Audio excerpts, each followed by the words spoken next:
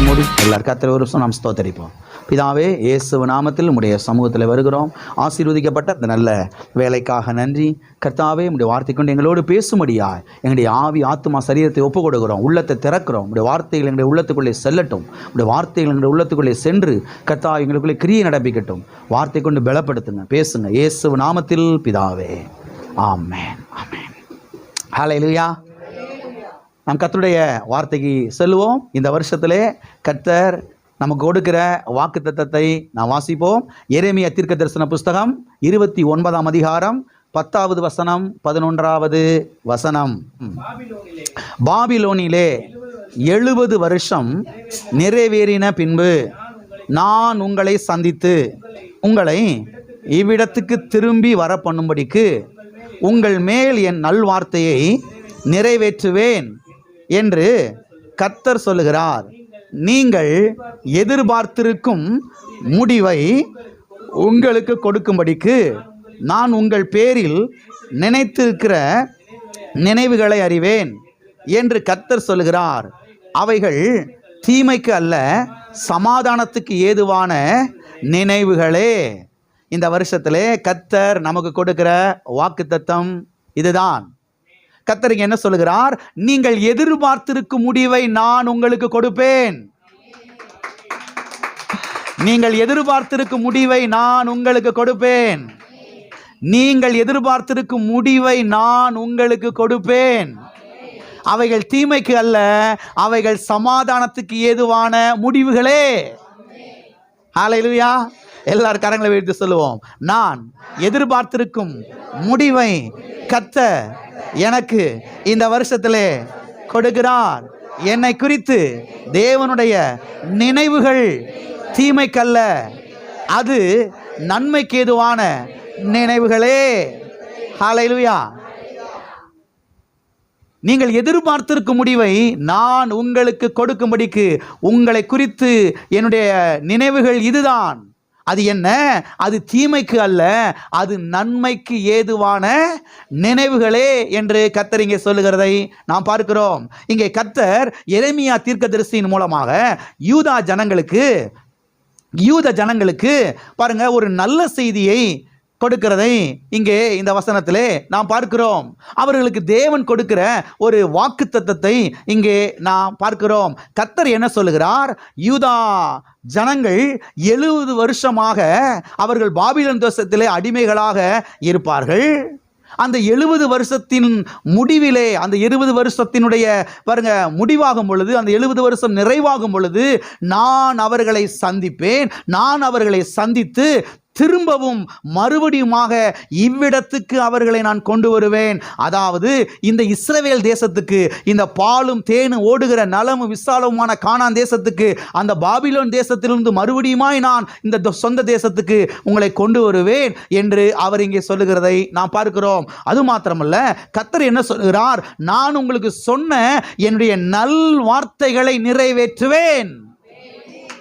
நான் உங்களுக்கு சொன்ன நல் வார்த்தைகளை என்ன செய்வேன்? ஒருவேளை கர்த்தர் இதுக்கு முன்பதாக உங்களுக்கு ஏதோ ஒரு நல்ல வார்த்தை சொல்லியிருக்கலாம், அதை கர்த்தர் இந்த வருஷத்தில் நிறைவேற்றி தருவார். ஆமென். ஏதோ ஒரு பிரசங்கத்து செய்தியில், ஏதோ ஒரு நீங்கள் பாடல் பாடி கர்த்தர் ஆராதித்துக் கொண்டிருக்கும் பொழுது, வேதத்தை வாசித்துக் கொண்டிருக்கும் பொழுது ஏதோ ஒரு நல்ல வார்த்தையை கர்த்தர் உங்களுக்கு கொடுத்திருக்கலாம். அந்த வார்த்தையை கர்த்தர் இந்த வருஷத்தில் நிறைவேற்றி தருவார். ஆமென். எல்லா காரங்க வைத்து சொல்லுவோம். கர்த்தர் எனக்கு சொன்ன தம்முடைய நல் வார்த்தைகளை எனக்கு நிறைவேற்றுவார். ஆமென். அது மாத்திரமல்ல, மேலும் கர்த்தர் இந்த வேத பகுதியிலே என்ன சொல்லுகிறார் என்று சொன்னால், நீங்கள் எதிர்பார்த்திருக்கும் முடிவை உங்களுக்கு கொடுப்பேன் என்று கர்த்தர் சொல்லுகிறார். சரி, இவர்களுடைய எதிர்பார்ப்பு என்ன? இந்த இஸ்ரவேல் மக்கள், இந்த யூத ஜனங்கள், இவர்கள் கானான் தேசத்திலே அடிமைகளாக இருக்கிறார்கள். பாபிலோனுக்கு கீழே 70 வருஷங்கள் அடிமைகளாக இருக்கிறார்கள். இதுக்கு முன்பதாக 430 வருஷம் எகிப்து தேசத்தில் அடிமைகளாக இருந்தார்கள். கர்த்தர் அவர்களை விடுதலையாக்கி பாலும் தேனும் ஓடுகிற நலமும் விசாலமுமான கானான் தேசத்தில் கொண்டு வந்து இங்கே சேர்த்தார். இங்கேதான் பல வருடங்களாக இருந்தார்கள். ஆனால் கீழ்ப்படியாமல் போய், கர்த்தருடைய வார்த்தைக்கு செவி கொடுக்காமல் போய் அஞ்ஞான தெய்வங்களை பின்பற்றி போனபடினாலே இவர்கள் மேலே ஜட்ஜ்மெண்ட் வந்தது. ஆகையால் இவர்கள் பாபிலோன் தேசத்திலே 70 வருஷங்கள் அடிமைகளாக இருந்தார்கள். 70 வருஷத்திலே முடிவிலே என்ன நடக்க போகும் என்பதை குறித்து கர்த்தர் இங்கே இஸ்ரவேல் ஜனங்களுக்கு, யூதா ஜனங்களுக்கு அவர் சொல்லுகிறதை நாம் பார்க்கிறோம். அவர் என்ன சொல்லுகிறார்? நீங்கள் எதிர்பார்த்திருக்கும் முடிவை நான் உங்களுக்கு என்ன செய்வேன்? கொடுப்பேன் என்று சொல்லுகிறார். சரி, இவர்கள், அதாவது இந்த யூத ஜனங்கள், இந்த இஸ்ரவேல் மக்கள் எதிர்பார்த்திருந்த முடிவு என்ன? இவர்கள் எதிர்பார்த்திருந்த முடிவு என்ன தெரியுமா? நாங்கள் எங்கள் சொந்த தேசத்துக்கு மறுபடியும் போக வேண்டும், நாங்கள் எங்கள் காணி ஆட்சிக்கு திரும்ப வேண்டும், நாங்கள் போய் எங்கள் சொத்துக்களை சுதந்திரிக்க வேண்டும். அதைத்தான் இவர்கள் விரும்பினார்கள், அதைத்தான் இவர்கள் எதிர்பார்த்தார்கள். எனவே கர்த்தர் சொல்றாரு, நீங்கள் மறுபடியுமாக திரும்பவும் உங்கள் சொந்த தேசத்துக்கு திரும்புவீர்கள், நீங்கள் மறுபடியுமாக உங்கள் காணி ஆட்சிக்கு திரும்புவீர்கள் என்று கர்த்தர் சொல்லுகிறார். ஆமென். நீங்கள் எதிர்பார்த்திருக்கிற அந்த முடிவை நான் உங்களுக்கு என்ன செய்வேன்? கொடுப்பேன் என்று சொல்லுகிறார். நல்ல எதிர்பார்ப்பு. என்னங்க? நல்ல எதிர்பார்ப்பு. எனவே கர்த்தர் என்ன சொல்றாருன்னா, உங்க எதிர்பார்ப்பை உங்களுக்கு கொடுப்பேன் என்று கர்த்தர் சொல்லுகிறார். பக்கத்தில் கைப்பிடி சொல்லுங்க, உங்க எதிர்பார்ப்பை கர்த்தர் உங்களுக்கு கொடுப்பார். உங்களுடைய எதிர்பார்ப்பை, உங்களுடைய விருப்பத்தை, உங்களுடைய நம்பிக்கையை கர்த்தர் உங்களுக்கு கொடுப்பார். எத்தனை பேர் ஆமென் சொல்றீங்க? ஆமென் சொன்னீங்கன்னா கண்டிப்பா நடக்கும். ஏதோ ஒரு விருப்பம் உள்ள இருக்குது, ஏதோ ஒரு எதிர்பார்ப்பு இருக்குது உள்ள. ஆண்டவரே, எனக்கு இது நடந்த எவ்வளவு நல்லா இருக்கும், அதை இந்த வருஷம் உனக்கு நான் தருவேன்னு சொல்றாரு. இந்த வருஷம் அதை உனக்கு நான் தருவேன்றாரு.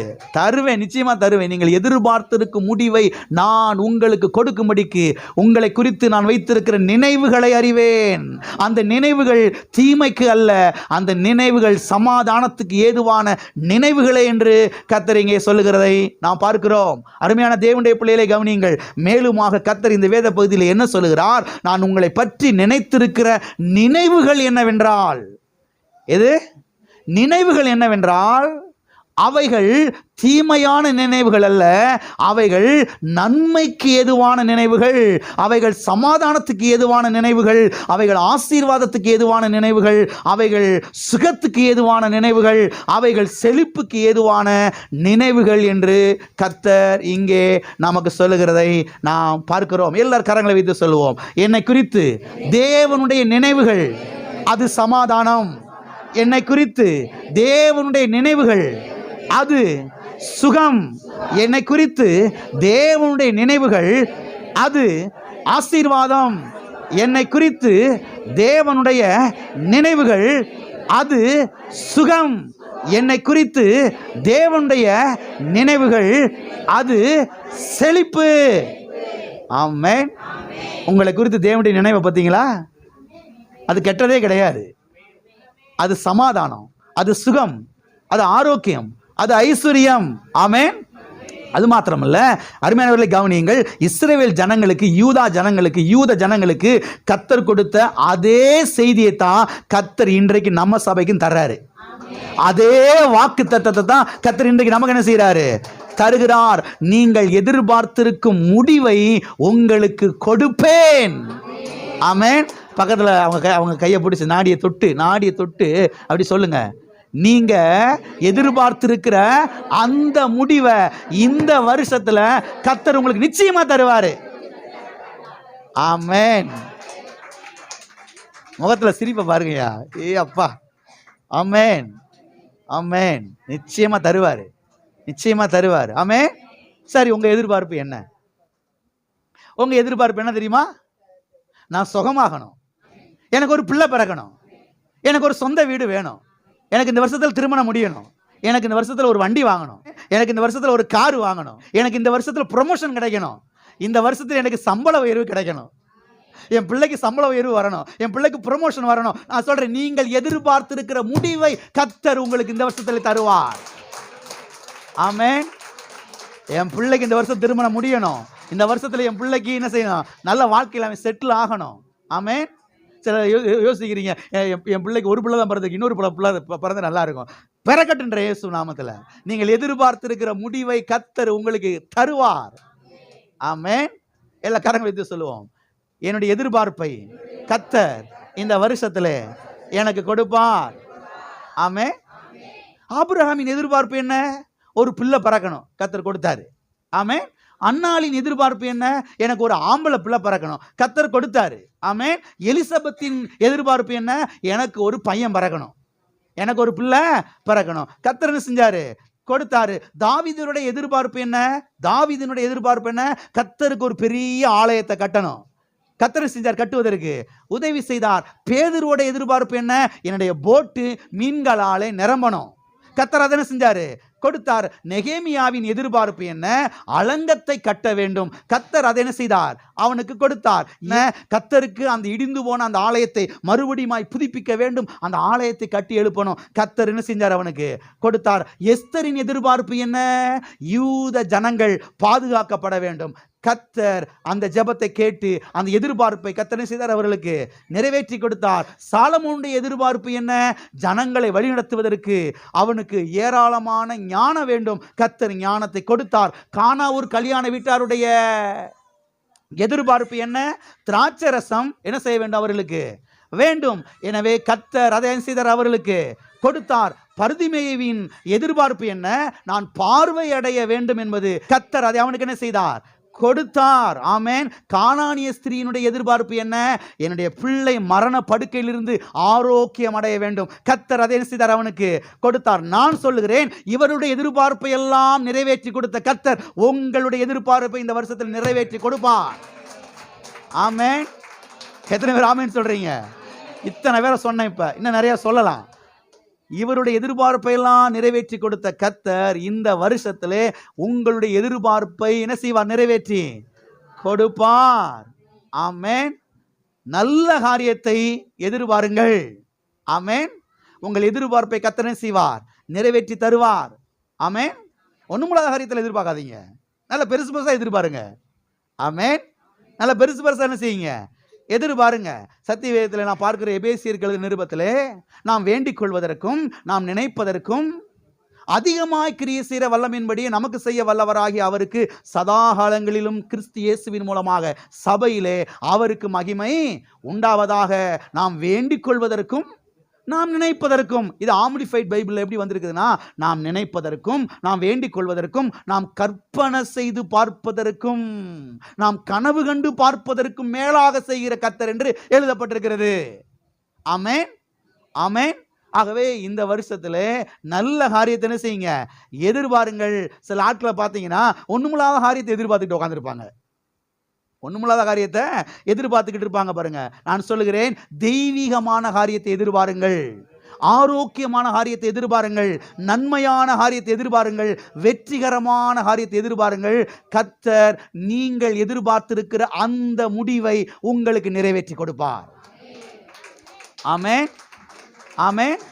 அது மாத்திரமல்ல, அடுத்தபடியாக கர்த்தர் இங்கே என்ன சொல்லுகிறார்? அவைகள் தீமைக்கு அல்ல, அவைகள் நன்மைக்கு ஏதுவான நினைவுகளே, அவைகள் சமாதானத்துக்கு ஏதுவான நினைவுகளே என்று கர்த்தர் இந்த வசனத்திலே சொல்லுகிறதை நாம் பார்க்கிறோம். அருமையானவர்களை கவனியுங்கள். நினைவுகள் என்பது எண்ணங்களாகும். தாட்ஸ். நினைவுகள் என்பது எண்ணங்களாகும், எண்ணங்கள் என்பது விருப்பமாகும், விருப்பங்கள் என்பது சித்தமாகும். எத்தனைக்கு புரிந்தது? நினைவுகள் என்பது எண்ணங்களாகும், எண்ணங்கள் என்பது விருப்பங்கள் ஆசைகளாகும், விருப்பங்கள் என்பது சித்தமாகும். எனவே கர்த்தர் இங்கே தம்முடைய எண்ணங்களை அவர் தீர்க்கதரிசியின் மூலமாக வெளிப்படுத்துகிறதை நாம் பார்க்கிறோம். தம்முடைய ஆசைகளை இங்கே வெளிப்படுத்துகிறதை நாம் பார்க்கிறோம். தம்முடைய சித்தத்தை அவர் வெளிப்படுத்துகிறதை நாம் இங்கே பார்க்கிறோம். சரி, கர்த்தருடைய எண்ணங்கள் எப்படிப்பட்ட எண்ணங்கள்? கர்த்தருடைய நினைவுகள் எப்படிப்பட்ட நினைவுகள்? இங்கே நாம் பார்க்கிறோம். கர்த்தருடைய நினைவுகள் அவைகள் தீமைக்கு ஏதுவானவைகள் அல்ல, அவைகள் நன்மைக்கு ஏதுவான நினைவுகள். கர்த்தருடைய எண்ணங்கள் வியாதிக்கு ஏதுவான நினைவுகள் அல்ல, அது ஆரோக்கியத்துக்கு ஏதுவான நினைவுகள். கர்த்தருடைய எண்ணங்கள் சாபத்துக்கு ஏதுவான நினைவுகள் அல்ல. கர்த்தருடைய எண்ணங்கள் ஆசீர்வாதத்துக்கு ஏதுவான நினைவுகள். கர்த்தருடைய எண்ணங்கள் தரித்திரத்துக்கு ஏதுவான நினைவுகள் அல்ல. கர்த்தருடைய எண்ணங்கள் ஐஸ்வரியத்துக்கு ஏதுவான நினைவுகள். கர்த்தருடைய எண்ணங்கள் வறட்சிக்கு ஏதுவான நினைவுகள் அல்ல. கர்த்தருடைய எண்ணங்கள் செழிப்புக்கு ஏதுவான நினைவுகள். கர்த்தருடைய எண்ணங்கள் தாழ்வான ஒரு எண்ணங்கள் அல்ல, அவைகள் உயர்வான எண்ணங்கள். ஆமென். கர்த்தருடைய எண்ணங்கள் தோல்விக்கு ஏதுவான எண்ணங்கள் அல்ல, அவைகள் வெற்றிக்கு ஏதுவான நினைவுகள். எனவே இங்கே இருக்கிற ஒவ்வொருவரை குறித்தும் தேவனுடைய திட்டம் என்னவென்று சொன்னால் சமாதானம். ஹல்லேலூயா. இங்க இருக்கிற ஒவ்வொருவரை குறித்தும் தேவனுடைய திட்டம் அது நன்மை. இங்க இருக்கிற ஒவ்வொருவரை குறித்தும் தேவனுடைய திட்டம் அது ஆசீர்வாதம். இங்க இருக்கிற ஒவ்வொருவரை குறித்து தேவனுடைய திட்டம் அது ஐஸ்வர்யம். பாஸ்டர், இந்த வருஷத்துல என்னை குறித்து தேவனுடைய திட்டம் என்னன்னு சொல்லுங்க பாஸ்டர், ஜெபம் பண்ணி. இப்ப சொல்றேன், சமாதானம். இந்த வருஷம் உங்களை குறித்து தேவனுடைய திட்டம் சமாதானம், நன்மை, செழிப்பு, ஐஸ்வர்யம், வெற்றி, உயர்வு. ஆமென். எல்லா கரங்களை வைத்து சொல்லுவோம், இந்த வருஷத்திலே என்னை குறித்து தேவனுடைய சித்தம் சமாதானம், நன்மை, செழிப்பு, ஐஸ்வர்யம், வெற்றி, உயர்வு. ஆமென். இந்த வருஷத்துல மாத்திரம் இல்ல, வருஷம் கர்த்தருடைய விருப்பம் சமாதானம் தான், நன்மை தான். வாசிப்போம் எரேமியா தீர்க்கதரிசன புஸ்தகம் 29ஆம் அதிகாரம் 11ஆம் வசனத்தை மறுபடியுமாக. நீங்கள் எதிர்பார்த்திருக்கும் முடிவை உங்களுக்கு கொடுக்கும்படிக்கு நான் உங்கள் பேரில் நினைத்திருக்கிற நினைவுகளை அறிவேன் என்று கர்த்தர் சொல்லுகிறார். அவைகள் தீமைக்கு அல்ல, சமாதானத்துக்கு ஏதுவான நினைவுகளே. நீங்கள் எதிர்பார்த்திருக்கும் முடிவை, எதை நீங்கள் எதிர்பார்த்திருக்கும் முடிவை. எனவே வாழ்க்கையில ஒரு எதிர்பார்ப்பு நமக்கு இருக்கணும். ஆமென். வாழ்க்கையில என்ன செய்யணும்? ஒரு எதிர்பார்ப்பு நமக்கு இருக்கணும். ஏன் என்று சொன்னால், ஒரு எதிர்பார்ப்புமே இல்லைன்னா ஒண்ணுமே நடக்காது. ஒரு எதிர்பார்ப்புமே இல்லைன்னா ஒண்ணுமே நடக்காது. ஒரு எதிர்பார்ப்புமே இல்லைன்னா புது வருஷத்துல ஒண்ணுமே என்ன செய்யாது, நடக்காது. அதனால புது வருஷத்துல எதிர்பாருங்க. புது வருஷத்துல எதிர்பாருங்க. நான் கேட்கிறேன், எதிர்பார்ப்பே இல்லாத வாழ்க்கை என்னங்க வாழ்க்கை? எதிர்பார்ப்பே இல்லாத வாழ்க்கை என்ன வாழ்க்கை? கர்த்தர் இதை எனக்கு செய்வார், கர்த்தர் இதை என்ன செய்வார், எனக்கு வாய்க்க பண்ணுவார் என்று எதிர்பார்க்க வேண்டும். ஆமென். கர்த்தர் இதை எனக்கு கைகூடி வர பண்ணுவார், கர்த்தர் இதை எனக்கு ஜெயமாய் முடிய பண்ணுவார், கர்த்தர் இதை எனக்கு நன்மையாக முடிய பண்ணுவார் என்று ஒரு எதிர்பார்ப்பு வாழ்க்கையில் என்ன செய்யணும், இருக்கணும். எத்தனை பேருக்கு எதிர்பார்ப்பு இருக்கிறது? ஆண்டவர் விட்ட வழி என்னது? கிறிஸ்தவ மக்கள் எப்படி ஆயிட்டாங்க பார்த்தீங்களா? இந்த உலகத்தில் இருக்கிற தத்துவத்தெல்லாம் எடுத்து கொண்டு வந்து வாயில வச்சு பேசிட்டு தெரிகிறது. அதனாலதான் அநேக கிறிஸ்தவர்கள் முன்னேறாம உட்காந்துட்டே இருக்கிறாங்க. புரியுதா உங்களுக்கு என்ன சொல்றேன்னு? அநேக கிறிஸ்தவர்கள் 15 வருஷம் 20 வருஷம் சபைக்கு வந்தோம், ஏன் முன்னேறாம இருக்காங்க தெரியுமா? இந்த உலகத்தின் தத்துவத்தெல்லாம் எடுத்து கொண்டு வந்து வாயில வச்சுட்டு என்ன செய்யறது, போராட்டத்துல எல்லாம் அதவே பேசுறது. எல்லாருக்கும் நடக்கிறதா நமக்கும் நடக்கும், கண்டிப்பா நடக்கும். அடுத்த வீட்டுக்கு கொரோனா வந்துச்சுன்னா உனக்கு கொரோனா வரும், அடுத்தவனுக்கு வைரஸ் ஃபீவர் வந்துச்சுன்னா உனக்கு கண்டிப்பா வரும். இல்ல, இஸ்ரவேலை காக்கிறவர் உறங்குகிறதும் இல்லை, தூங்குகிறதும் இல்லை. என்னுடைய வீடு ரத்தம் பூசப்பட்ட வீடு. சங்காரக்காரனுக்கு வீட்டில் இடம் இல்லைன்னா அது நடக்கும் கண்டிப்பா. ஆமென். எல்லாம் இருக்கீங்களா? அதனால எப்பயுமே இந்த மற்ற ஆட்கள் பேசுற மாதிரிலாம் பேசாதீங்க. ஆண்டை விட்ட வழி பாஸ்டர், என்ன வழி? ஆண்டை விட்ட வழியா? எதிர்பார்க்க சொல்றாரு கர்த்தருங்க. கர்த்தர் சொல்றாரு, எதிர்பாரு, உன் எதிர்பார்ப்ப நான் உனக்கு நிறைவேற்றி தருவேன். அந்த எதிர்பார்ப்ப நானே செய்வேன், உனக்கு கொண்டு வந்து நான் சேர்ப்பேன்னு சொல்றாரு. இல்லைங்க ஆண்டவரே, எனக்கு எந்த எதிர்பார்ப்பு இல்லை ஆண்டவரே, நீ விட்டுருங்க ஆண்டவரே. இப்போ நான் என்ன செய்ய முடியும்? வாழ்க்கையில ஒரு எதிர்பார்ப்பு இருக்க வேணாமா? வாழ்க்கையில ஒரு ஆசை இருக்க வேணாமா? வாழ்க்கையில ஒரு விருப்பம் இருக்க வேணாமா? வாழ்க்கையில ஒரு நம்பிக்கை இருக்க வேணாமா? கர்த்தர் இதை எனக்கு செய்வாரு, கர்த்தர் இதை எனக்கு பண்ணுவாரு, கர்த்தர் இதை எனக்கு கைகூடி வர பண்ணுவாரு, கர்த்தர் இதை எனக்கு ஜெயமாய் முடிய பண்ணுவார், கர்த்தர் இந்த தீமையை நன்மையாய் எனக்கு மாற்றி தருவார் என்ன ஒரு எதிர்பார்ப்பு இருக்க வேணாமா வாழ்க்கையில? ஹலோ, சில கிறிஸ்தவங்களை நான் பார்த்துருக்கிறேன், வாழ்க்கையில எந்த எதிர்பார்ப்புமே இருக்காது, அப்படியே போவாங்க பாருங்க. எந்த எதிர்பார்ப்பும் வாழ்க்கையில் இருக்காது.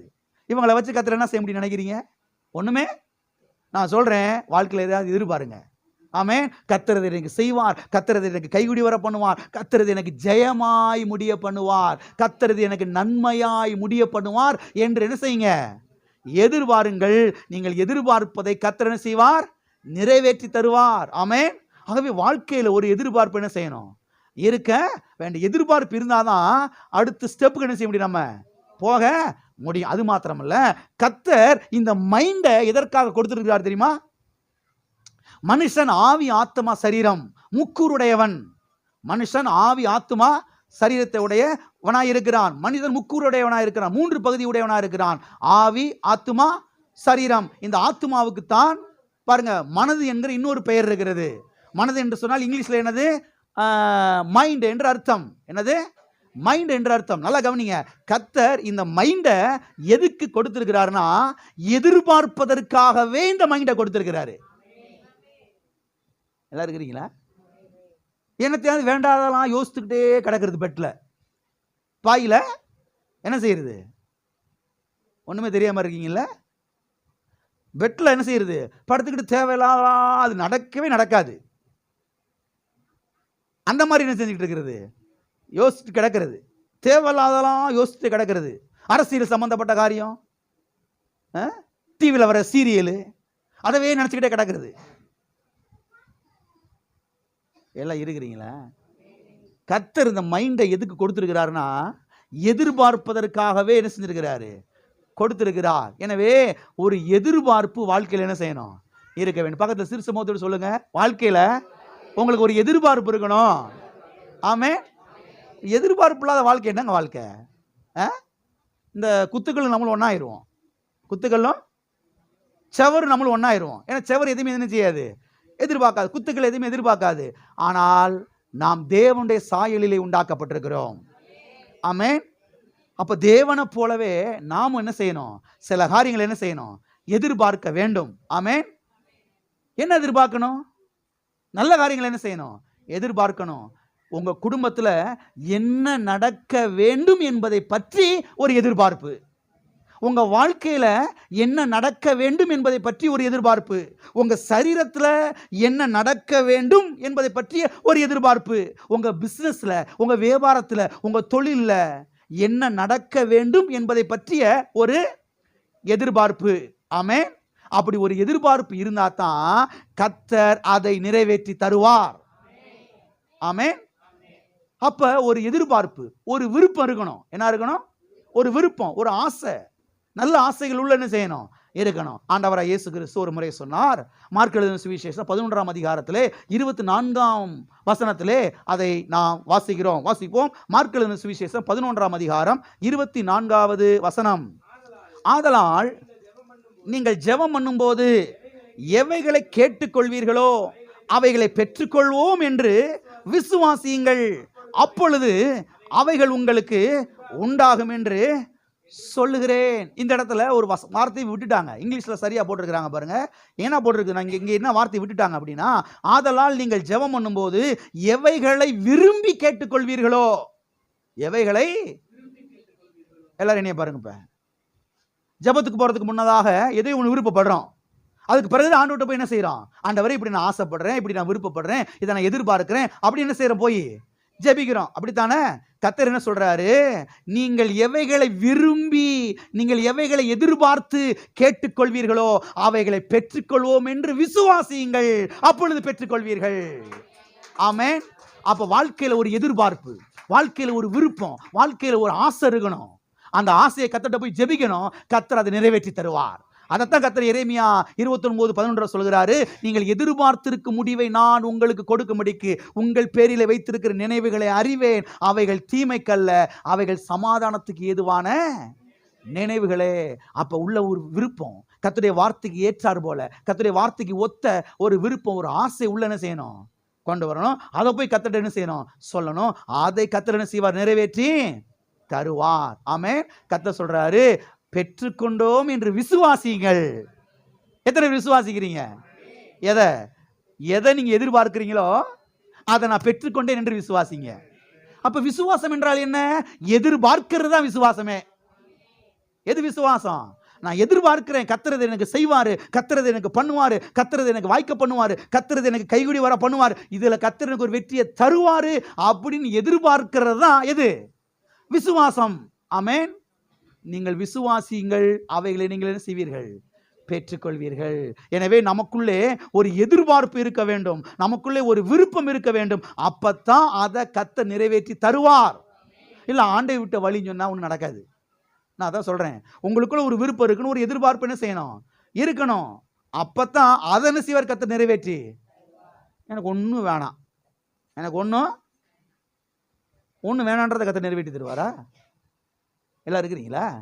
எதையாவது எதிர்பார்க்கணுங்க, எதையாவது எதிர்பார்க்கணும், எதையாவது விருப்பப்படணும். அதைத்தான் கர்த்தர் என்ன செய்வார்? நிறைவேற்றி தருவார். அது மாத்திரமில்ல, சிலர் ஏன் எதிர்பார்க்கிறது இல்லை தெரியுமா? நீங்க மைக் எடுத்துட்டு ஒரு கேமரா எடுத்துக்குங்க, சபைக்கு போய் வாசல் நின்று கேளுங்க. கிட்டத்தட்ட 95% மேலான கிறிஸ்தவர்கள் என்ன தெரியுமா சொல்லுவாங்க? நான் ஆண்டவருக்காக எல்லாத்தையும் விட்டுட்டேன், நான் ஒன்றும் எதிர்பார்க்கல, ஒன்றும் என்ன செய்யல. நீ என்ன மனுஷன் தானா? கர்த்தர் எதிர்பார்க்க சொல்றாரு, ஆசைப்பட சொல்றாரு, விருப்பப்பட சொல்றாரு, அந்த இதை நான் உனக்கு நிறைவேற்றி தருவேன்னு சொல்றாரு. நல்ல காரியத்தை எதிர்பார்க்க வேணாம்? ஆமென். என் பிள்ளைக்கு நல்ல ஒரு வாழ்க்கை அமையினாலும் நீ எதிர்பார்க்க வேணாம்? இல்லை ஆண்டவர் பார்த்துக்கிறாரு. என்ன மனுஷன் தானா நீ? முதல்ல இல்லை, என் பிள்ளைக்கு ஒரு பிள்ளை பிறக்கணும்னு ஆசைப்படுறேன். எப்படி நல்ல ஆசை பாருங்க. ஹல்லேலூயா. இதெல்லாம் நல்ல ஆசைங்க, நல்ல எதிர்பார்ப்புங்க. இதை கர்த்தர் நிறைவேற்றி தருவாரு. என் பிள்ளைக்கு ஒரு வீடு வாங்கி கொடுக்கணும்னு நினைக்கிறேன். வீடாவது ஒன்னாவது பரலோகத்துக்கு போற வழியை பாருங்க பிரதர். ஆண்டவருடைய வருகை சீக்கிரமாக வந்து விட்டது. வீடு ஆசைப்படாதே. கர்த்தர் சொல்றாரு, வரும்போது விட்டுட்டு வேணா போயிடுவோம். பெண்ணா அதையும் தூக்கிட்டு போறாங்க. எல்லாம் இருக்கிறீங்களா? எதிர்பார்க்கணுங்க. வாழ்க்கையில் என்ன செய்யணும்? ஒரு எதிர்பார்ப்பு இருக்கணும். எதிர்பார்ப்பு இருந்தா தான் கர்த்தர் சொல்றாரு, அதை நான் உனக்கு நிறைவேற்றி என்ன செய்வேன். ஆனால் சில கிறிஸ்தவர்கள் பாருங்க, எதிர்பார்க்கிறதே கிடையாது. அவங்களுக்கு எந்த எதிர்பார்ப்புமே இல்லை. எந்த எதிர்பார்ப்புமே இல்லாததுதான் நல்லது நினைக்கிறாங்க. அவங்க எந்த எதிர்பார்ப்புமே இல்லாமல் இருப்பதுதான் நல்லது நினைக்கிறாங்க. ஏன் என்று அவங்ககிட்ட கேட்டா அவங்க சொல்றாங்க, உள்ளத்துல எதிர்பார்ப்பை வச்சு, உள்ளத்துல ஒரு நம்பிக்கையை வச்சு அது நடக்காம போயிருச்சுன்னா அதுக்கு பேர் தான் அவிசுவாசம். உள்ளத்துல ஒரு எதிர்பார்ப்பை வச்சு, ஒரு நம்பிக்கையை வச்சு, ஒரு விருப்பத்தை வச்சு, அதை போய் கத்திட்டு ஜெபம் பண்ணி அதை எதிர்பார்க்கிறது நடக்காம போயிருச்சுன்னா ஏமாந்துல போயிடுவோம். அதனால நாங்க என்ன முடிவு கொண்டோம்? எதுவுமே எதிர்பார்க்கிறே கிடையாது. ஆவிக்குரிய சோம்பேறிகள். ஆவிக்குரிய இவங்கனால சபைக்கும் லாபம் இல்லை, அவங்க இருக்கிறாங்களே குடும்பம், அந்த குடும்பத்துக்கும் லாபம் இல்லை, கர்த்தருக்கும் ஒரு லாபம் இல்லை.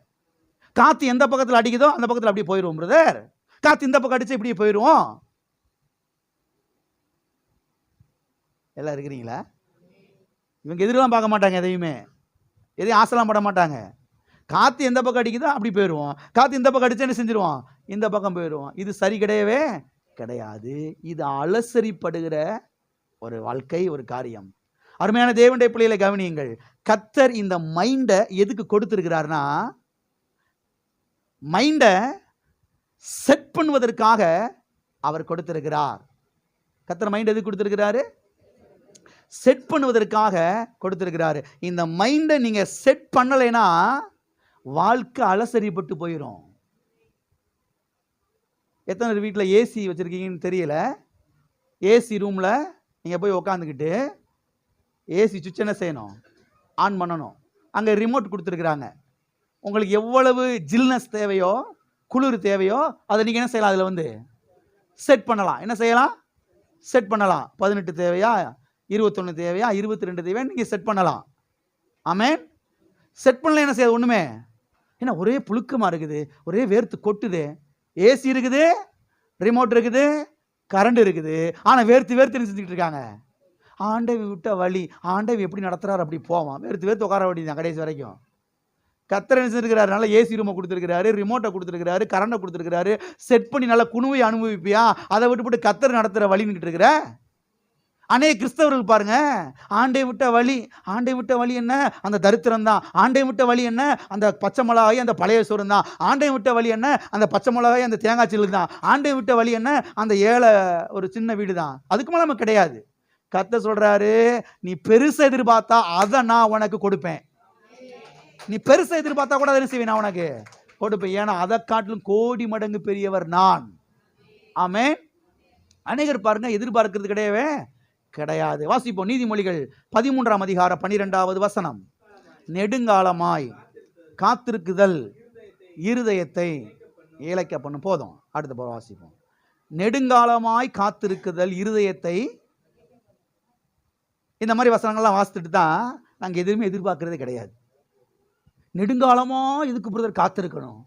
கர்த்தர் தருவார், கர்த்தர் செய்வார், கர்த்தர் வாய்க்க பண்ணுவார். எதுக்கு ரொம்ப நாளா உட்காந்துக்கிட்டு இருக்கணும்? பேசால விட்டுருவோம். என் நெடுங்காலமாய் காத்திருக்குதல் எதை இழைக்க பண்ணுது? இருதயத்தை இழைக்க பண்ணுது. அதனால தான் நாங்கள் என்ன செஞ்சிடல எதையுமே. அடுத்த வசனம் சொல்லுது பாருங்க, அடுத்த வார்த்தை சொல்லுது பாருங்க, வாசிங்க. விரும்பினது வரும்போது ஜீவ விருட்சம் போல் இருக்கும். ஆமென். விரும்பினது வரும் பொழுதோ, அப்ப விரும்பாத போது எதுவுமே வராது.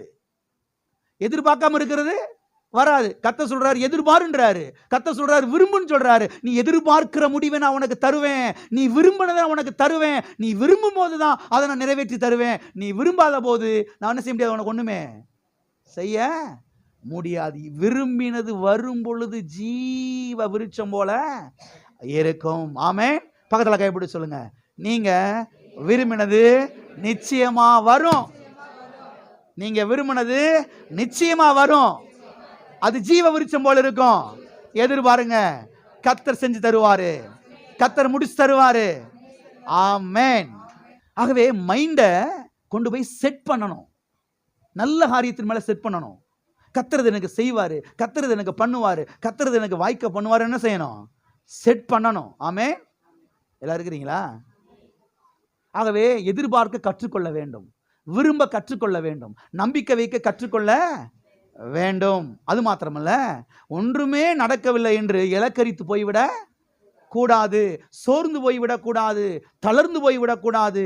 ஒன்றுமே நடக்கவில்லை என்று நினைக்கும் போது இப்ப என்ன பண்ணணும் தெரியுமா? எதிர்பார்ப்பை அதிகரிக்கணும். எதிர்பார்ப்பை அதிகரிக்கணும், நம்பிக்கையை அதிகரிக்கணும். எப்படி நம்பிக்கை அதிகரிக்கிறது? எப்படி நம்பிக்கையை கூட்டுறது? எப்படி கூட்டுறது தெரியுமா? வாசிங்க சங்கீதம் 103 1ஆம் வசனம் 2வது வசனம். எவ்வாறு எதிர்பார்ப்பை கூட்டுறது? எவ்வாறு நம்பிக்கையை அதிகரிக்கிறது? என் ஆத்துமாவே கர்த்தரை ஸ்தோத்திரி, என் முழு உள்ளமே அவருடைய பரிசுத்த நாமத்தை ஸ்தோத்திரி. என் ஆத்துமாவே கர்த்தரை ஸ்தோத்திரி, அவர் செய்த சகல உபகாரங்களையும் மறவாதே. எல்லாம் கவனிங்க. இதை நம்ம எப்போதும் ஒவ்வொரு ஆராதனை முடிஞ்சோடனே சொல்றோம் இல்லையா? இன்னைக்கு புரிஞ்சுக்கங்க. இதை இங்கே சங்கீதக்காரனாகி தாவீது யாரவோ பார்த்து சொல்லல, என் ஆத்துமாவே நீ கர்த்தரை ஸ்தோத்திரி, என் முழு உள்ளமே நீ பரிசுத்த நாமத்தை ஸ்தோத்திரி. யாரவோ பார்த்து சொல்லல, அவன் தனக்குத்தானே பேசிக்கொள்ளுகிறான். அவன் தன்னிடத்திலே சொல்லிக் கொள்ளுகிறான், என் ஆத்துமாவே நீ கர்த்தரை ஸ்தோத்திரி, என் ஆத்துமாவே நீ சோர்ந்து போகாதே, என் ஆத்துமாவே நீ தளர்ந்து போகாதே. ஏற்கனவே நன்மை செஞ்ச கர்த்தர் இந்த சமயத்தில் நன்மை செய்வாரு அப்படின்னு தனக்குத்தானே பேசிக்கொள்ளுகிறான். ஆமென். ஆகவே சோர்வு வரும் பொழுது, தளர்ந்து போகிற சூழ்நிலை வரும் பொழுது சோர்ந்து போயிடக்கூடாது, தளர்ந்து போயிடக்கூடாது. நம்பிக்கையை கூட்டணும், எதிர்பார்ப்பை கூட்டணும், விருப்பத்தை கூட்டணும். எப்படி கூட்டுறது? உங்களுக்கு நீங்களே பேசுங்க வீட்டுக்குள்ள நின்றுக்கிட்டு. என் ஆத்துமாவே நீ கர்த்தரை ஸ்தோத்திரி, என் முழு உள்ளமே அவருடைய பரிசுத்த நாமத்தை ஸ்தோத்திரி. என் ஆத்துமாவே கர்த்தரை ஸ்தோத்திரி, அவர் செய்த சகல உபகாரங்களை, அவர் செய்த சகல நன்மைகளை மறந்துடாத. ஏற்கனவே செஞ்சார்ல போன வருஷம், அதுக்கு முந்தின வருஷம் செஞ்சார்ல, அன்னைக்கு காலையில செஞ்சார்ல, அன்னைக்கு அந்த ஜெபத்துக்கு பதில் தந்தார்ல, நிச்சயமா இந்த ஜெபத்துக்கு பதில் தருவார். நிச்சயமா வரும், கொஞ்சம் டைம் ஆகலாம், ஆனா நிச்சயமா வரும் அப்படின்னு தனக்குத்தானே என்ன செய்து கொள்கிறான்? சங்கீதக்காரன் பேசிக் கொள்கிறான். நான் சொல்லுகிறேன், நீங்களும் விதமாக உங்க வீட்டுக்குள்ள நின்றுக்கிட்டு தனக்குத்தானே. சோர்வு எல்லாருக்கும் வரத்தான் செய்யுது, எனக்கு வரத்தான் செய்யுது. எல்லாரும் மனுஷன்தான். ஆனா தனக்குத்தானே பேசிக்கொள்ளணும். வார்த்தை எடுத்து வைத்துக் கொண்டு என்ன செய்ய வேண்டும்? பேசிக்கொள்ள வேண்டும். சங்கீதம் 42:5. என் ஆத்துமா நீ ஏன் கலங்குகிறாய்? ஏன் எனக்குள் தியங்குகிறாய்? தேவனை நோக்கி காத்திரு, அவர் சமூகத்து ரட்சிப்பின் மித்தம் நான் இன்னும் அவரை துதிப்பேன். இதே வசனம் 11ஆம் வசனத்தில் வருகிறது. இதே வசனம் 43ஆம் சங்கீதத்தில் 15ஆம் வசனத்தில் வருகிறது. இதே வசனம் அப்படியே வருகிறது. இங்கே அவன் சங்கீதக்காரன் என்ன சொல்கிறான்? என் ஆத்துமாவே நீ ஏன் கலங்குகிறாய்? என் ஆத்துமாவே நீ ஏன் கலங்குகிறாய்? நீ ஏன் எனக்குள் தியங்குகிறாய்? கலங்காத, தியங்காத, உன் தேவனை நோக்கி காத்திரு. தனக்குத்தானே பேசிக் கொள்கிறான், தனக்குத்தானே பேசிக் கொள்கிறான். உன் தேவனை நோக்கி என்ன செய்து கொண்டு காத்திரு. உன் முகத்துக்கு என்ன வரும்? ரட்சிப்பு வரும். உன் முகத்துக்கு என்ன செய்யும்? ரட்சிப்பு வரும் என்று சொல்லுகிறான். அப்ப விடுதலை வரும், நன்மை வரும், ஆசீர்வாதம் வரும், வெற்றி வரும், ஐஸ்வர்யம் வரும், செழிப்பு வரும். சோர்ந்து போகாதீங்க. சோர்வு வரும்போது நீங்களே பேசிக்கொள்ளுங்கள். என் ஆத்துமாவே ஏன் நீ எனக்குள்ளே கலங்குகிறாய்? ஏன் எனக்குள் தியங்குகிறாய்? உன்னுடைய தேவன் எப்படிப்பட்ட தேவன்? வானத்தையும் பூமி உண்டாக்கின தேவன், சர்வ வல்லமுள்ள தேவன், உனக்காக என்ன வேண்டுமானாலும் செய்கிற தேவன், உனக்காக கல்வாரி சிலுவையில் ஜீவனை கொடுத்தவர், ரத்தத்தை சிந்தினவர், கடைசி சொட்டு ரத்தத்தை சிந்தினவர். இதை உனக்கு செய்வாரு. அவர் வல்லவராயிருக்கிறார். ஆகையால் சோர்ந்து போகாதே, தளர்ந்து போகாதே, இளைத்து போகாதே, மனமடிந்து படுத்து விடாதே. எழும்பி நில்லு. கர்த்தர் அதை உனக்கு வெற்றியாய் முடித்து தருவார், ஜெயமாய் முடித்து தருவார், நன்மையாய் முடித்து தருவார் என்று நீங்கள் உங்களுக்குள்ளே என்ன செய்து கொள்ளுங்கள்? பேசிக்கொள்ளுங்கள், சொல்லிக்கொள்ளுங்கள். நீங்கள் எதிர்பார்த்திருக்கும் முடிவை நான் உங்களுக்கு கொடுக்கும்படிக்கு உங்கள் பேரிலே நான் வைத்திருக்கும் நினைவுகளை அறிவேன் என்று கர்த்தர் சொல்லுகிறார். அவைகள் தீமைக்கல்ல, அவைகள் சமாதானத்துக்கு ஏதுவான நினைவுகளே. ஆமென். ஆகவே உங்க மைண்டை நல்ல எதிர்காலத்துக்கு நேரம் என்ன செய்யணும்? செட் பண்ணணும். மைண்டை மட்டும் இல்லை, நம்முடைய நாவையும் நல்ல எதிர்பார்ப்புக்கு நேரம் என்ன செய்யணும்? செட் பண்ணணும், திருப்ப வேண்டும். ஆமென். வாசிப்போம். யாக்கோபு எழுதின நிருபம் 3ஆம் அதிகாரம் 4வது வசனம் 5வது வசனம். பாருங்கள். அவைகள் மகா பெரியவைகளாயிருந்தும் கடும் காற்றுகளால் எதுவோ சுக்கானாலே திருப்பப்படும். அப்படியே நாவானதும் சிறிய அவயமாயிருந்தும் பெருமையானவைகளை பேசும். பாருங்கள், சிறிய நெருப்பு எவ்வளவு பெரிய காட்டை கொளுத்தி விடுகிறது. எல்லாம் கவனிங்க. இங்கே யாக்கோபு நாவை குறித்து பேசுகிறார். கப்பல்களையும் பாருங்கள். கப்பல்களை என்ன செய்யுங்க? கர்த்தர் பார்க்க சொல்றாரு. என்ன சொல்றாரு? காகங்களை பாருங்கள், கர்த்தர் பார்க்க சொல்றாரு. காட்டு புஷ்பங்கள் எப்படி வளர்கிறது என்று பாருங்கள், கர்த்தர் பார்க்க சொல்றாரு. கப்பல்களை நாம பார்க்கறதே கிடையாது. பார்க்கறதே ஏன்னா டெய்லி காக்கா அது வாட்டுக்கு போயிட்டு தானே இருக்குது. என்னைக்காவது உத்து பார்க்குறோமா? பார்க்கறதே கிடையாது. கர்த்தர் சொல்றாரு, பார்க்க சொல்றாரு. கப்பல்களை பாருங்கள். நீங்கள் தூத்துக்குடிக்கெல்லாம் போனீங்கன்னா பெரிய கப்பல் இருக்கும், பெருசு இருக்கும். ஆனால் அதுக்கு ஸ்டேரிங் பார்த்தீங்கன்னா இந்த வளதண்டி தான் இருக்கும். சின்ன சுக்கான் அதுதான்.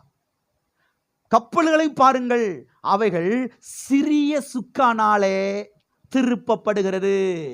என்ன செய்யப்படுகிறது? திருப்பப்படுகிறது. அதை போல கர்த்தர் சொல்றாரு, உன் சின்ன நாக்க நல்ல எதிர்காலத்துக்கு நேரா திருப்பு, நான் நிறைவேற்றி தருவேன்றாரு. திருப்புன்றாரு. பிரச்சனை என்னன்னா திருப்புறதே கிடையாது. ஆண்டவை விட்ட வழின்னு போறது, அப்படியே ஆண்டவை காட்டுற அப்படி போறது, அப்படியே ஜல்தாகே அப்படியே போவோம். என்ன புரியுதா உங்களுக்கு? கிறிஸ்தவங்க எப்படி இருக்காங்க பாருங்க. கர்த்தர் சொல்றாரு, நாக்கை வச்சு திருப்புன்றாரு, மைண்டை செட் பண்ணுன்றாரு. செட் பண்றதே கிடையாது, நாக்கை திருப்புறதே கிடையாது. அப்புறம் ஒன்றும் நடக்கலைன்னா வாழ்க்கையில் இலக்கரிச்சு போயிடுறது. எல்லாம் இருக்கிறீங்களா? கர்த்தர் சொல்றாரு, சுக்கானாலே கப்பல் திருப்பப்படுகிறது போல நாவை வச்சு, இந்த சிறிய நாவை வச்சு உன் வாழ்க்கை என்கிற கப்பல் என்ன செய்ய திருப்பு. எதற்கு நேராய் திருப்பு? நல்ல முடிவுக்கு நேராய் திருப்பு, நல்ல எதிர்காலத்துக்கு நேராய் திருப்பு, சுகத்துக்கு நேராக இந்த நாவை திருப்பு, வெற்றிக்கு நேராக இந்த நாவை திருப்பு, நன்மைக்கு ஏதுவா நேராக இந்த நாவை திருப்பு, ஐஸ்வர்யத்துக்கு நேராக இந்த நாவை திருப்பு, செழிப்புக்கு நேராக இந்த நாவை திருப்பு, ஆசீர்வாதத்துக்கு நேராக இந்த நாவை திருப்பு என்று சொல்லுகிறார். ஆமென். நாவுல வியாதியை பேசாத, நாவுல தரித்திரத்தை பேசாத, நாவுல தோல்வியை பேசாத, நாவுல தீமையை பேசாத, நாவுல சாவ பேசாத, நாவுல அழிவை பேசாத, உருவாக்குறத பத்தி பேசு என்று கர்த்தர் சொல்லுகிறார். ஆமென். எனவே மைண்டை கொண்டு போய் செட் பண்ணணும். நாக்க என்ன செய்யணும்? அப்படியே திருப்பணும். எல்லாம் சொல்லுவோமா? மைண்டை செட் பண்ணணும், நாவை திருப்பணும். நான் சொல்றேன், இந்த ரெண்டை உருப்படியா செய்யுங்க, உங்க வாழ்க்கை செழிப்பா மாறிடும். நீங்கள் எதிர்பார்த்திருக்கும் முடிவை கர்த்தர் உங்களுக்கு என்ன செய்வார்? தருவார். ஆமென். எல்லாம் இருக்கிறீங்களா? கர்த்தர் பார்த்துக்கொள்வார் என்று சொல்லக்கூடாது. ஆமென். கர்த்தர் பார்த்துக்குவார்னு சொல்லி என்ன செய்ய? சோம்பேறியா இருக்கக்கூடாது. மைண்டை செட் பண்ணணும். ஆமென். நான் என்ன செய்யணும்? திருப்ப வேண்டும். சத்திய வேதத்திலே ஆபிரகாம் என்கிற ஒரு மனுஷனை குறித்து பார்க்கிறோம். கர்த்தர் ஆபிரகாமை அழைக்கிறார். அவன் அழைக்கும் பொழுது வயசு அவனுக்கு 75. எத்தனை வயசு? 75 வயசு. ஒரு குழந்தை கூட பிறக்கல. கர்த்தர் சொல்றாரு, நான் உன்னை பெரிய கூட்டமாய் மாற்றுவேன்னு சொல்றாரு. என்ன சொல்றாரு? வயசு 99 ஆகி போச்சு. 75 வயசுல கூப்பிடுறாரு. இப்போ வயசு எவ்வளோ ஆயிடுச்சு? 90. இன்னும் 1 வயசு ஆயிடுச்சு, 100 வயசு ஆயிடுச்சு, முடிஞ்சு. ஒன்றும் நடக்கல. ஒண்ணுமே நடக்கல. ஒண்ணுமே நடக்காம போனதுக்கு பல காரணங்கள் இருக்கிறது. கர்த்தர் பாருங்க, ஆபிரகாமை வந்து சந்திக்கிறார். சந்திச்சு ஆபிரகாமை இங்க வான்னு கூப்பிடுறாரு. என்னங்க ஆண்டவரே, முதல்ல நீ வீட்டை விட்டு வெளியில வா, வீட்டை விட்டு வெளியில வா. ஓகே, வந்துட்டு ஆண்டவரே, வானத்தை அண்ணாந்து பாரு. அது என்ன அப்படின்றாரு. என்ன தெரியுது? நட்சத்திரம் 1 2 3 4 5 6 7 8 100 150 200 எண்ணி பார்க்கற முடியல. கர்த்தர் சொல்றாரு, உன் சந்ததி இவ்வண்ணமா இருக்கும். கர்த்தர் சொல்றாரு, பூமியை பாருன்றாரு, மண்ணை கையில் அள்ளுன்றாரு, அங்க வையின்றாரு. என்ன பாரு, 1 2 3 ஆண்டவர் முடியல ஆண்டவரே, இவ்வண்ணமாய் உன் சந்ததி இருக்கும். கர்த்தர் என்ன சொல்றாரு? உன் மைண்டை செட் பண்ணுன்றாரு. ஆபிரகாம் பார்த்து சொல்றாரு, டேய், வீட்டுக்குள்ளே நீ உட்காந்துட்டு இருக்க வரைக்கும் உன் மனைவி பார்த்துக்கிட்டே இருப்ப, அந்த நரைச்ச முடியை பார்த்துக்கிட்டே இருப்ப, அந்த சுருங்கின தோலை பார்த்துக்கிட்டு இருப்ப. வெளியில வா, வெளியில வந்து நட்சத்திரத்தை பாரு. நட்சத்திரத்தை பார்க்கும்போது உனக்கு ஒன்று ஞாபகம் வரும், என் வாக்குத்தத்த ஞாபகம் வரும். இவ்வனமாய் கர்த்தர் எனக்கு பிள்ளைகளை தருவார். செட் பண்ணுன்றாரு, உன் மைண்டை செட் பண்ணுன்றாரு, உன் நாக்க திருப்புன்றாரு. ஆமென். இப்ப பாரு, சொல்றாரு, உன் மனைவியை இனிமேல் சாராயின் கூப்பிடாத, சாராள்னு கூப்பிடுன்றாரு. சாராளா? சாராள் என்ன அர்த்தம்? அநேக ஜாதிகளுக்கு தாயின்னு அர்த்தம். ஒரு பிள்ளை கூட பார்க்காதவளை போய் நான் எப்படி அநேக ஜாதிகளுக்கு தாயின்னு கூப்பிடுதாண்டவரே? கூப்பிடா, முதல்ல நாக்க திருப்பிடா, செட் பண்றா, முதல்ல மிச்சத்தை நான் பார்த்துக்கிறேன்டா. சாராள்கிட்ட சொல்றாரு, இனிமேல் உங்க வீட்டுக்காரர் பேர் என்ன கேட்டா ஆபிரகாம் சொல்லக்கூடாது, ஆபிரகாம் சொல்லணும். ஆபிரகாம் என்ன அர்த்தம்? அநேக ஜாதிகளுக்கு தகப்பன்ற அர்த்தம். இன்னும் பிள்ளைய பிறக்கல. ஆண்டவரே, பொய் சொல்ல சொல்றீங்களா? பொய் சொல்ல சொல்லல, உன் நாக்க செட் பண்ண சொல்றேன், உன் மைண்டை செட் பண்ண சொல்றேன், உன் மைண்டை திருப்ப சொல்றேன், உன் நாவை திருப்ப சொல்றேன். நாவையும் மைண்டையும் செட் பண்ணாங்க, திருப்பினாங்க, அடுத்த வருஷமே குழந்தை பிறந்துருச்சு. நீங்கள் எதிர்பார்த்திருக்கும் முடிவை நான் உங்களுக்கு கொடுக்கும்படிக்கு உங்கள் பேரிலே வைத்திருக்கிற நினைவுகளை அறிவேன். அவைகள் தீமைக்கல்ல, அவைகள் சமாதானத்துக்கு ஏதுவான நினைவுகளே. ஆமென். அப்ப மைண்டை செட் பண்ணாம, நாவை திருப்பாம வாழ்க்கையில் என்ன செய்யாது? எதுவுமே நடக்காது. எல்லாம் இருக்கிறீங்களா? பக்கத்தில் கைப்பிடி சொல்லுங்க, உங்க மைண்டை செட் பண்ணாம, உங்க நாவை திருப்பாம உங்க வாழ்க்கையில எதுவுமே நடக்காது. எனவே கர்த்தருடைய வார்த்தையில மைண்டை செட் பண்ணுங்க. கர்த்தருடைய வார்த்தைக்கு ஏற்றார் போல உங்க நாவை திருப்புங்க. ஆமென். மறுபடியும் அந்த வசனத்தை வாசிப்போம். எரேமியா 29:11. நீங்கள் எதிர்பார்த்திருக்கும் முடிவை உங்களுக்கு கொடுக்கும்படிக்கு நான் உங்கள் பேரில் நினைத்திருக்கிற நினைவுகளை அறிவேன் என்று கர்த்தர் சொல்லுகிறார். அவைகள் தீமைக்கு அல்ல, சமாதானத்துக்கு ஏதுவான நினைவுகளே. எல்லாம் சொல்றீங்க? சொல்லுவோமா? அவைகள் தீமைக்கு அல்ல, அவைகள் சமாதானத்துக்கு ஏதுவான நினைவுகளே. ஆமென். சில கிறிஸ்தவ விசுவாசிகள் என்ன நினைக்கிறாங்கன்னா, சிலரை பற்றி தேவனுடைய திட்டம் நன்மை, சிலரை பற்றி தேவனுடைய திட்டம் தீமை என்று நினைக்கிறார்கள். இல்ல, பிசாசுடைய பொய்யை நம்பாதீங்க. ஒவ்வொரு கிறிஸ்தவ விசுவாசியை குறித்தும் தேவனுடைய திட்டம் நன்மைதான்.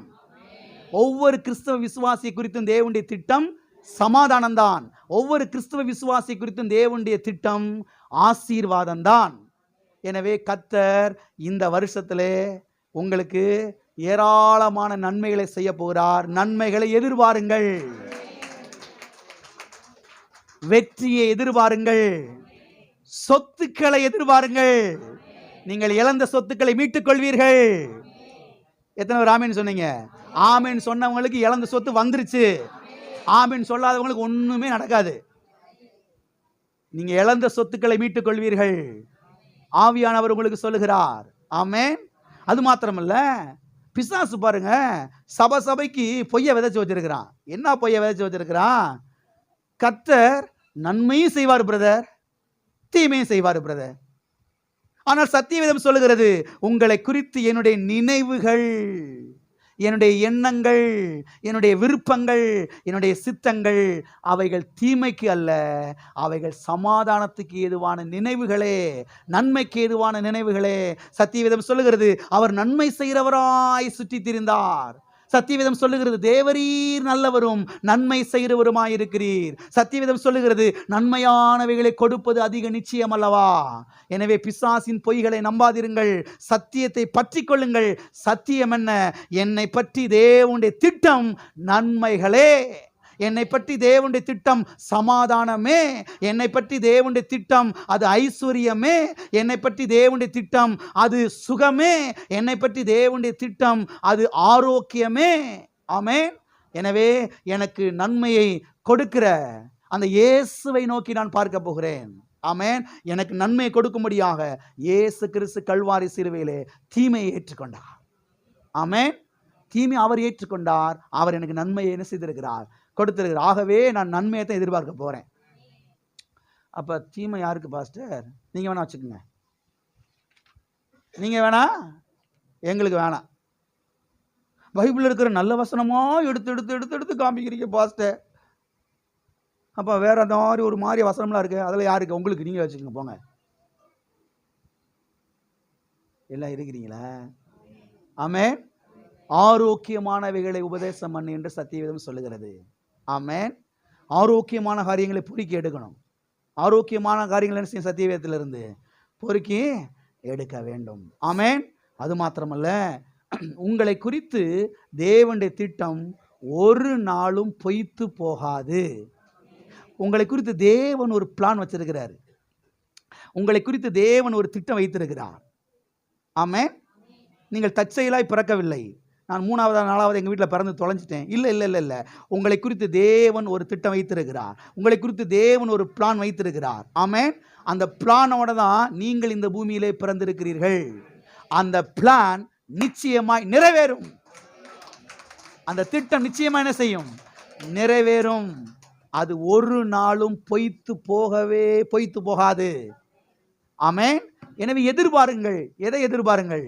நன்மை எதிர்பாருங்கள், சமாதானத்தை எதிர்பாருங்கள், ஆசீர்வாதத்தை எதிர்பாருங்கள், ஐஸ்வர்யத்தை எதிர்பாருங்கள், ப்ரமோஷனை எதிர்பாருங்கள், உயர்வை எதிர்பாருங்கள், சம்பள உயர்வை எதிர்பாருங்கள். நீங்கள் எதிர்பார்த்திருக்கும் முடிவை நான் உங்களுக்கு கொடுக்கும்படிக்கு உங்கள் பேரிலே நான் வைத்திருக்கிற நினைவுகளை அறிவேன் என்று கர்த்தர் சொல்லுகிறார். அவைகள் தீமைக்கு அல்ல, அவைகள் சமாதானத்துக்கு ஏதுவான நினைவுகளே.